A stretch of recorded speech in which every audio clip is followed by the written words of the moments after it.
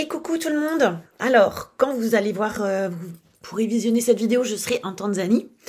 J'espère que tout va bien se passer. Là, je suis à 2 jours de partir. Je vous fais cette petite vidéo et je vais en faire une deuxième aussi pour pallier justement aux deux mercredis où je vais pas être là et où je serai donc en repérage en Tanzanie. Je vous en ai parlé dans une vidéo d'avant. Alors, dans cette vidéo, en fait, j'avais envie de vous parler, je vous en ai parlé à demi-mot la dernière fois, mais j'avais envie de vous parler de cette nouvelle formation et du coup activité à laquelle je pense me consacrer également dans le futur, c'est-à-dire la médiation animale.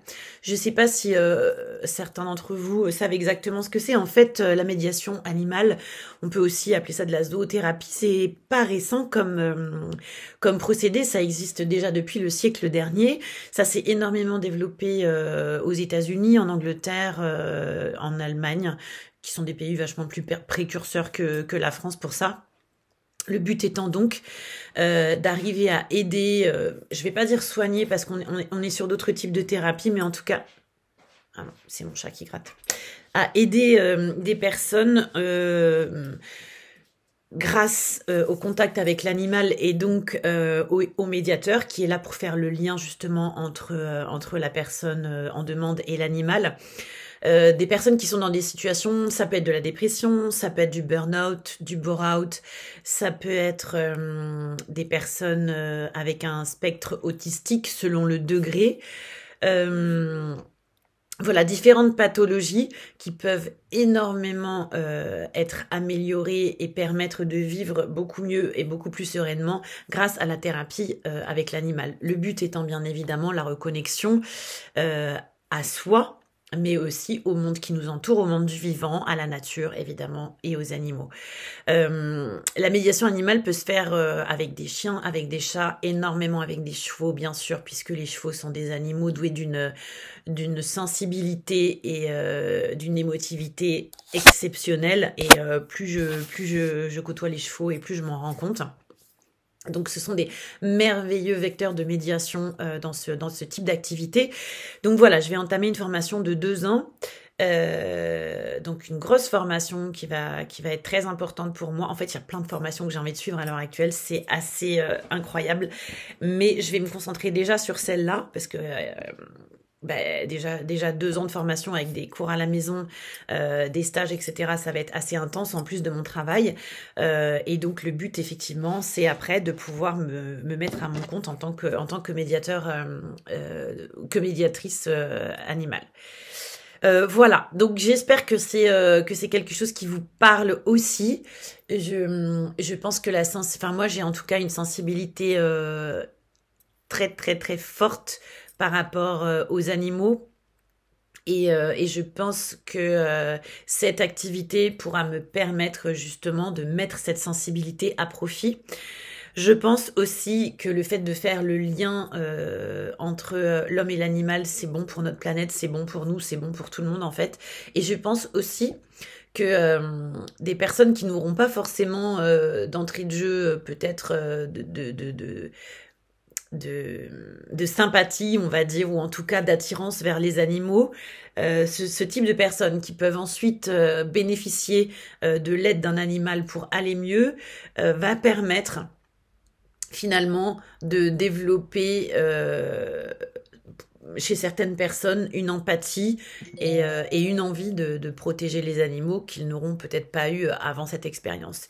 Donc pour moi, c'est tout ce qui compte, tout ce qui peut aller vers la protection, la conservation, la protection animale, c'est déjà un pas énorme. Et évidemment, la cerise du gâteau, sur le gâteau par rapport à tout ça, c'est que la personne qui propose cette formation m'a demandé mon aide pour pouvoir organiser des voyages en Afrique. Alors, ce sont des voyages en Afrique donc de reconnexion avec les animaux sauvages pour le coup cette fois-ci, et non pas donc avec l'Afrique évidemment. Pourquoi l'Afrique? Parce que l'Afrique c'est nos origines, c'est notre terre d'origine, c'est là où c'est le berceau de l'humanité tout simplement.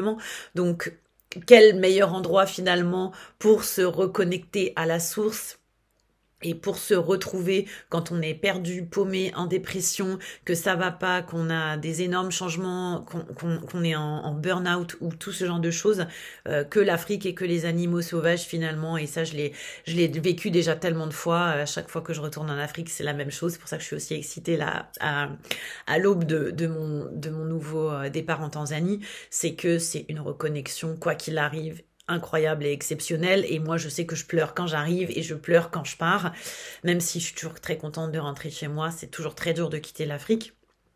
Et donc proposer un voyage en immersion en Afrique avec de la médiation animale et des ateliers par rapport à ça, en plus du safari, je pense que ça va être des voyages d'une richesse incroyable. Et donc on va pouvoir monter ces voyages ensemble aussi.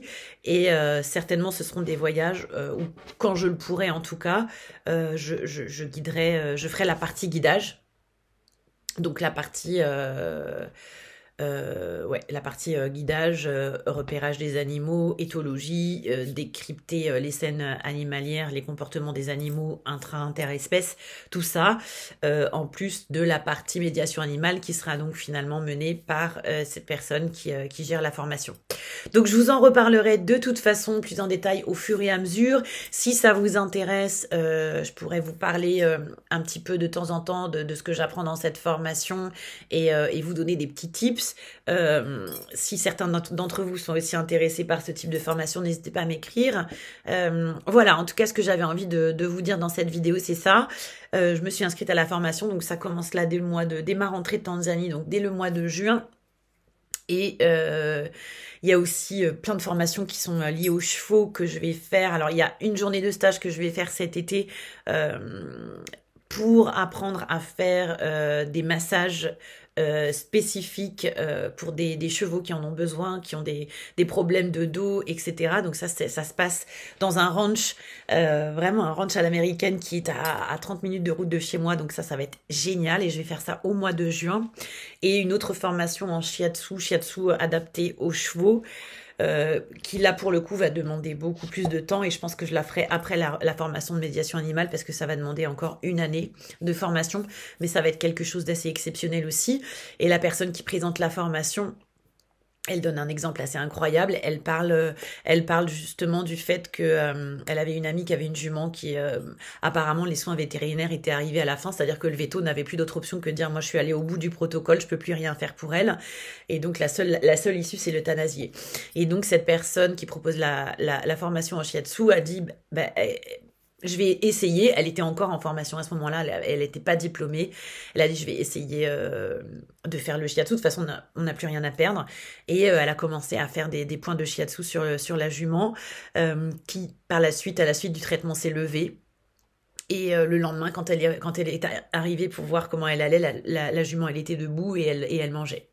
Donc un vrai sauvetage en bonne et due forme. Et quand j'entends des histoires comme ça, quand j'entends des histoires où et je pense que c'est pareil chez les humains, il y a des moments où la médecine traditionnelle est allée au bout de ce qu'elle peut donner et où les médecines alternatives sont un secours incroyable et peuvent sauver même des vies. Donc là, franchement, ça me donne tellement envie, quoi.